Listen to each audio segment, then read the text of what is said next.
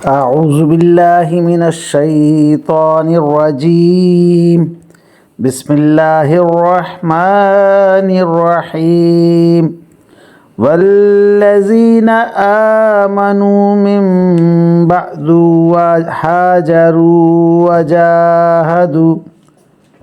وجاهدوا معكم فأولئك منكم وَأُولُو الْأَرْحَامِ بَعْضُهُمْ أَوْلَى بِبَعْضٍ فِي كِتَابِ اللَّهِ إِنَّ اللَّهَ بِكُلِّ شَيْءٍ عَلِيمٌ. آمنت بالله صدق الله مولانا العظيم وصدق رسوله النبي الكريم ونحن على ذلك من الشاهدين والشاكرين والحمد لله رب العالمین.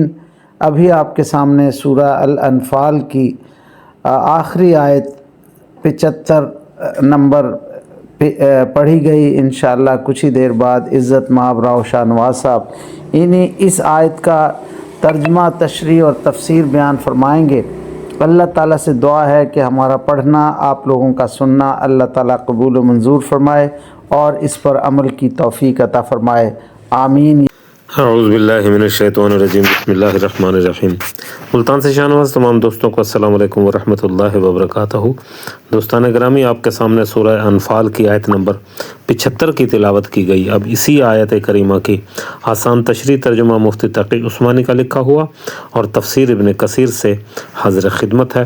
اللہ تعالیٰ قرآن پاک میں ارشاد فرما رہا ہے: اور جنہوں نے بعد میں ایمان قبول کیا اور ہجرت کی اور تمہارے ساتھ جہاد کیا تو وہ بھی تم میں شامل ہیں، اور ان میں سے جو لوگ پرانے مہاجرین کے رشتہ دار ہیں وہ اللہ کی کتاب میں ایک دوسرے کی میراث کے دوسروں سے زیادہ حقدار ہیں. یقیناً اللہ ہر چیز کا پورا علم رکھتا ہے. اب اس آیت کریمہ کی آسان تشریح، یعنی جن مسلمانوں نے ابھی تک ہجرت نہیں کی تھی، اگرچہ مومن وہ بھی تھے، لیکن ان میں یہ کثر ہے کہ انہوں نے ہجرت کے عمل کو مکمل نہیں کیا. دوسری طرف مہاجرین اور انصار میں یہ کثر ہے، اس لیے وہ صحیح معنی میں مومن کہلانے کے مستحق ہیں. یہ اس وقت کا ذکر ہے جب وہ مسلمان بھی بالآخر ہجرت کر کے آئے تھے جنہوں نے شروع میں ہجرت نہیں کی تھی. اس آیت میں ان کے بارے میں یہ حکم بیان فرمایا گیا ہے کہ اب انہوں نے چونکہ دوسری کسر پوری کر دی ہے جس کی وجہ سے ان کا درجہ مہاجرین اور انصار سے کم تھا، اس لیے اب وہ بھی ان میں شامل ہو گئے ہیں. اور دوسرا حکم یہ تھا کہ اب تک وہ اپنے ان رشتہ داروں کے وارث نہیں ہوتے تھے جو ہجرت کر چکے تھے. اب چونکہ وہ ہجرت کر کے مدینہ منورہ آ گئے ہیں، اس لیے اب ان کے وارث ہونے کی اصل رکاوٹ دور ہو گئی ہے. اب وہ اپنے مسلمان رشتہ داروں کے وارث ہوں گے جو ان سے پہلے ہجرت کر چکے تھے. اس کے لازمی نتیجہ یہ ہے کہ انصار صحابہ کو ان مہاجرین کا جو وارث بنایا گیا تھا اب وہ حکم منسوخ ہو گیا، کیونکہ اب ایک عارضی حکم تھا جو کہ اس کی وجہ سے دیا گیا تھا کہ ان مہاجرین کے رشتہ دار مدینہ منورہ میں موجود نہیں تھے. اب چونکہ وہ آ گئے ہیں، اس لیے میراث کا اصل حکم کہ وہ قریبی رشتہ داروں میں ان کی جائیداد تقسیم ہوتی ہے اور وہ حکم واپس آ گیا ہے. اللہ اکبر. الحمدللہ آج سورہ انفال کی تکمیل ہوئی. انشاءاللہ العزیز کل سے ہم دوسری سورہ کی ابتدا کریں گے. اب تفسیر ابن کثیر سے عنوان ہوتا ہے مومنوں کے آخرت کا حال. مومنوں کے دنیاوی حکم ذکر فرما کر اب ہجرت کا حال بیان فرمایا جا رہا ہے. ان کے ایمان کی سچائی ظاہر کر رہے ہیں جیسا کہ اس صورت کے شروع میں بیان ہوا ہے. انہیں بخشش ملے گی، ان کے گناہ معاف ہوں گے، انہیں عزت سے پاک روزی ملے گی جو برکت والی ہوگی، ہمیشہ طیب ہوگی اور طاہر ہوگی. قسم قسم کی لذیذ، عمدہ اور نہ ختم ہونے والی انعامات ہوں گے. ان کے اتباع کرنے والے ایمان و عمل کے صالح ان کے ساتھ دینے والے آخرت میں مدرجوں میں ان کے ساتھ ہی ہوں گے. جیسا کہ ارشاد ہوتا ہے کہ متفقہ علیہ بلکہ متواتر حدیث میں ہے،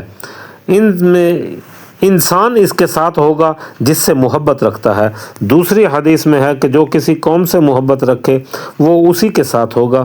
ایک روایت میں ہے کہ ان کا حشر بھی نہیں ہے کہ ساتھ ہوگا، انہی کے ساتھ ہوگا۔ مسند احمد میں حدیث گزر چکی ہے کہ مہاجر اور انصار آپس میں ایک دوسرے کے والی ہیں۔ فتح مکہ کے بعد مسلمان قریشی اور ثقیف کے آزاد شدہ آپس میں ایک ہیں، قیامت تک یہ سب آپس میں ولی ہیں۔ اللہ اکبر۔